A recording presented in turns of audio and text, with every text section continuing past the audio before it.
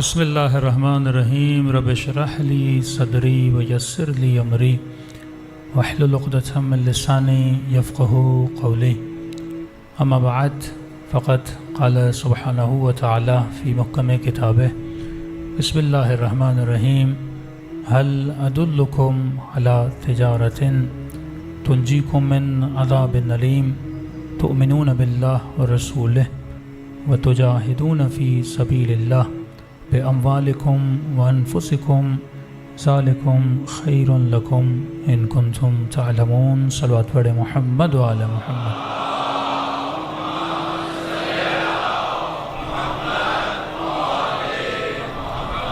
دعا ہے پروردگار عالم ہم سب کی عبادتوں کو اپنی بارگاہ میں قبول فرمائے، اور جس مقصد زندگی اور حیات کی خاطر یہ مجالس رکھی جاتی ہیں، خدا ان مقاصد میں بھی ہم سب کو کامیابیاں نصیب فرما دے۔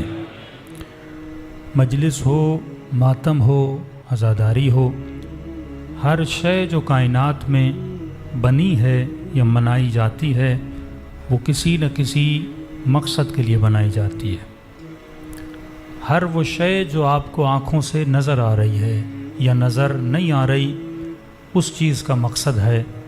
اگر یہ لاؤڈ اسپیکر بنا تو کسی مقصد کے لیے بنا، اگر یہ آبا بنی تو کسی مقصد کے لیے بنی، اگر یہ ٹیشو پیپر بنا تو کسی مقصد کے لیے بنا۔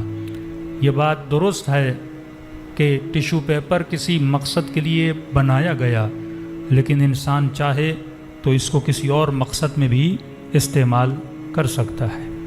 پلیٹ اس مقصد کے لیے بنی کہ اس میں کھانا کھایا جائے، لیکن کوئی ایسا بد تہذیب انسان ہو سکتا ہے جو اس پلیٹ میں کوئی مثلا غلط کام کرے جو اس مقصد کے لیے نہیں بنی۔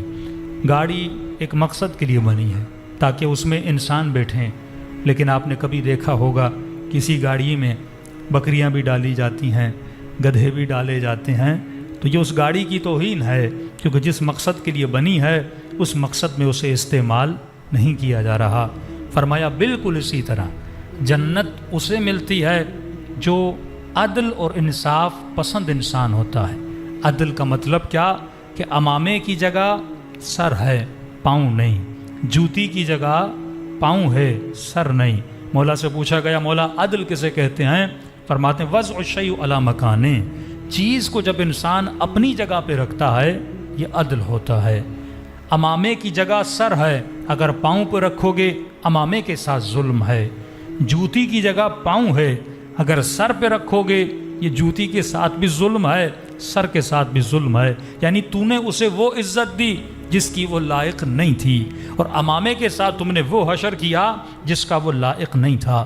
تو جب کائنات میں چھوٹی سی چھوٹی چیز یہاں سے وہاں ہو جائے وہ ناانصافی ہے۔ تو فرمایا جنت میں وہی جائے گا جو عادل ہوگا۔ تو انسان کائنات میں سب سے بڑی مخلوق جو اللہ نے اگر بنائی ہے، حجم کے اعتبار سے نہیں، ویلیو کے اعتبار سے اس مخلوق کا نام انسان ہے، جو جنوں سے افضل ہے، جو ملائکوں سے افضل ہے۔ لہٰذا بکریوں کا خون تو بہا دیتا ہے، اس کا کوئی قصاص نہیں ہے، لیکن انسان کے خون کے بہانے پہ اللہ قصاص بہاتا ہے۔ آج تک نہیں کہا کہ جس نے کسی حیوان کو مارا اس نے گویا پوری کائنات کو مارا، لیکن انسان کے لیے بولا گیا کہ من قتل نفسا بغیر نفس او فساد فی الارض، جس نے ایک انسان کو مارا اس نے گویا پوری کائنات کو قتل کر دیا۔ تو جب انسان ظالم بنتا ہے، دعائے کمیل میں آپ پڑھتے ہیں کہ ظلم تو نفسی، اس کا مطلب کیا ہے؟ میں نے اپنے آپ پہ ظلم کیا۔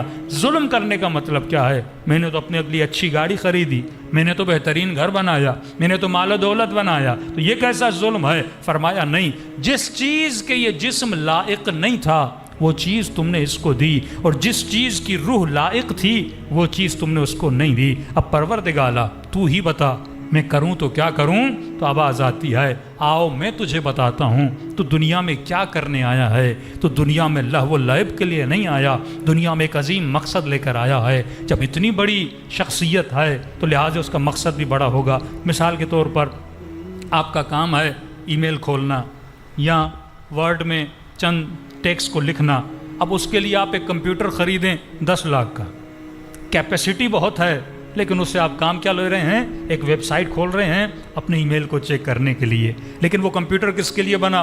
مثلا جو گرافک ڈیزائنر کا کام جانتے ہیں وہ ہیوی ورک کے لیے بنا ہے. تو آپ نے غلط چیز کے لیے غلط کمپیوٹر لیا, 10 لاکھ کا خرچہ بھی کر دیا. اس کے لیے آپ 80,000 میں 50,000 کا کمپیوٹر لے کے مثلا اپنے آفس کا آپ کو حساب و کتاب کرانا ہے تو ایک چھوٹے سے کمپیوٹر سے بھی کر سکتے ہیں. لیکن آپ کو علم نہیں تھا, آپ نے 10 لاکھ کا کمپیوٹر خرید لیا. یعنی اپنا پیسہ بھی ضائع کیا, انرجی بھی ضائع کی, اور غلط چیز گھر میں لے کر آ گئے. کہیں ایسا تو نہیں کہ خدا نے ہمیں اتنی بڑی مشین دی ہے, لیکن جو کام اس مشین سے لینا تھا ہم وہ کام اس مشین سے نہیں لے رہے. ہم اس مشین سے وہ کام لے رہے ہیں جو گدھوں والا ہے, جو گھوڑوں والا ہے, جو حیوانوں والا ہے. انسان اس چیز کے لیے نہیں بنا, انسان عظیم مقصد کے لیے بنا. انسان دنیا میں آیا تاکہ کربلا بنائے.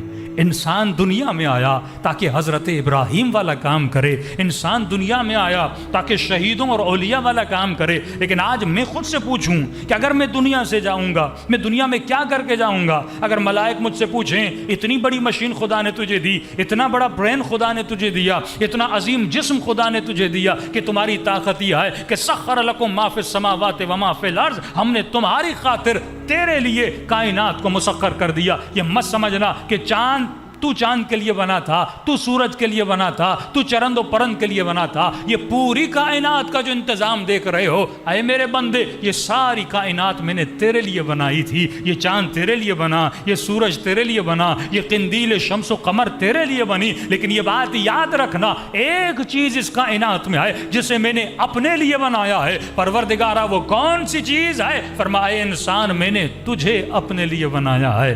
میں نے گاڑی کو تیرے لیے بنایا, تجھے گاڑی کے لیے نہیں بنایا. کپڑے تیرے لیے بنے, کپاس تیرے لیے ہوگی, کھانا تیرے لیے ہوگا, تو ان چیزوں کے لیے نہیں بنا. اب افسوس کا عالم یہ ہوتا ہے جو چیزیں انسان کی خدمت کے لیے بنی تھی, انسان انہی چیزوں کا خادم بن جاتا ہے. اس کے بجائے کہ جسم میری خدمت کرے, میں جسم کا خادم بن جاتا ہوں. اس کے بجائے کہ یہ جسم مجھے جنت میں لے جائے, میں جسم کے لیے دنیا کو جنت بنا دیتا ہوں. جسم آسائشوں کے لیے نہیں ہے, جسم یہاں پہ آرام کے لیے نہیں ہے. یہ جسم بنا اس لیے تاکہ آخرت میں تجھے جنت میں لے جائے. اب جب